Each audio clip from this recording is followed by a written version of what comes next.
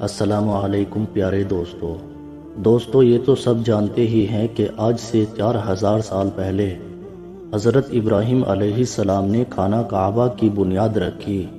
تعمیر میں حضرت اسماعیل علیہ السلام نے بھی حصہ لیا۔ خانہ کعبہ جس حالت میں آج نظر آ رہا ہے، پائیداری اور خوبصورتی کے اعتبار سے قدیم کعبہ سے بہت فرق ہے۔ صدیاں گزر گئی، آج بھی اللہ تعالیٰ کا یہ گھر قائم ہے۔ کبھی ایسا بھی ہوتا تھا کہ خراب موسمی حالات اور بارشوں کی وجہ سے عمارت بوسیدہ ہو جاتی تھی تو مرمت کرنے کی ضرورت پیش آتی تھی۔ جب سرکار دو عالم صلی اللہ علیہ وسلم کی عمر مبارک 35 سال کی تھی تو ایک مرتبہ پھر ضرورت پیش آئی تو تعمیر کا کام شروع ہوا۔ کام تو مکمل ہو چکا، صرف سنگ اسود رکھنے کی باری آئی۔ سنگ اسود رکھنا ہر شخص کے لیے ایک اعلیٰ اعزاز تھا۔ سرداروں میں سے ہر شخص یہ چاہتا تھا کہ یہ سعادت اس کے حصے میں آئے۔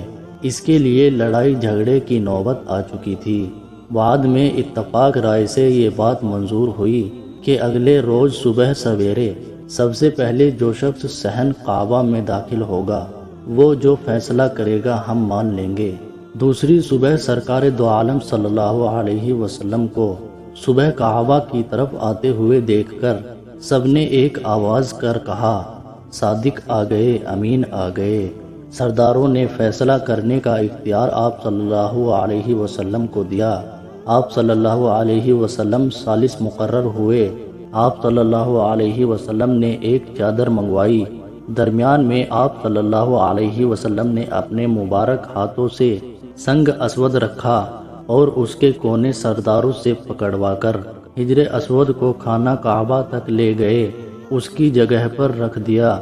آپ صلی اللہ علیہ وسلم کے اس منصفانہ فیصلے کی سب نے تعریف کی۔